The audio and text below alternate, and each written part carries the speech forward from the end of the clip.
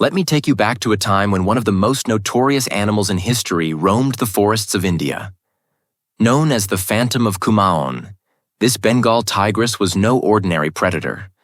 She was responsible for an astonishing 436 human encounters, making her one of the most infamous animals ever recorded. Her presence began in Nepal and later spread to the Kumaon region of India, leaving entire villages in fear for nearly a decade. The tigress became so infamous that she earned a spot in the Guinness World Records for the highest number of human encounters attributed to a single animal. Her story started in western Nepal, where villagers lived in constant fear for 3 long years. She appeared frequently, causing such panic that the Nepalese authorities had no choice but to send hunters after her. But this tigress was elusive, always managing to outwit her pursuers. Eventually, even the Nepalese army intervened. While they succeeded in driving her out of Nepal, their relief was short-lived. She crossed the border into India and began appearing in the Kumaon region. In Kumaon, her encounters continued, and they were bold, always during the day. No one dared venture into the forests, and the villagers lived paralyzed by fear. Entire communities stopped working or leaving their homes, as she could appear anywhere, anytime. This went on for 4 years, with the tigress moving from village to village. Hunters from far and wide came to try their luck, lured by the handsome reward for confronting her.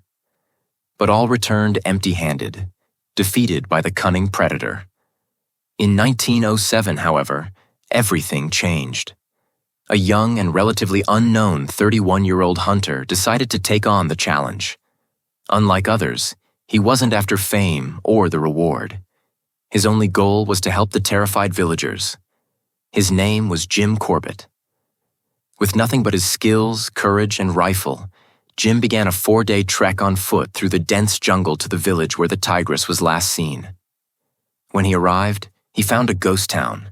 The villagers were too scared to step outside, claiming they had heard her roaring in the nearby forest for days. Undeterred, Jim investigated the site of her latest encounter, where he found only a few scattered clues. Just as he was piecing together the situation, word came of another incident, this time in a nearby village. Jim immediately set out on foot, but by the time he arrived, he found that she had already moved on. Following the trail, he caught a brief glimpse of the tigress far in the distance. But with nightfall approaching, he had to pause his pursuit. Jim knew he needed a plan. The next morning, he instructed the villagers to make loud noises, banging pots and shouting, to try to flush her out of hiding. Meanwhile, he moved stealthily through the jungle, heading toward the grasslands where he hoped to confront her. However, the villagers started making noise too early, and the tigress quickly realized something was amiss. Jim had to move quickly through the dense forest, desperate to reach the edge of the jungle before she caught up. Breathless and alert, Jim reached the grasslands and waited. For a moment, he feared he'd missed his chance. But then she appeared, stepping out of the forest exactly as he had predicted. Taking careful aim, Jim fired his first shot, injuring her back leg as she climbed a rock. He fired again but missed, and the tigress disappeared out of sight. Now he had no choice but to track her further. Climbing over the rocks, Jim suddenly saw her again, this time standing on a higher boulder moving toward him. In that heart-stopping moment, Jim steadied himself and fired his third shot. The shot found its mark and the tigress fell, bringing an end to her journey. When Jim inspected her, he discovered the tragic truth. Her top and bottom jaws were severely injured. Years earlier, another hunter had attempted to capture her, leaving her unable to hunt her natural prey. With no other way to survive, she had been forced to rely on humans for sustenance. After 7 long years of fear and over 430 tragic encounters, the Phantom of Kumaon was no more. The villagers finally had peace, and life slowly returned to normal. As for Jim Corbett, his bravery turned him into a legend.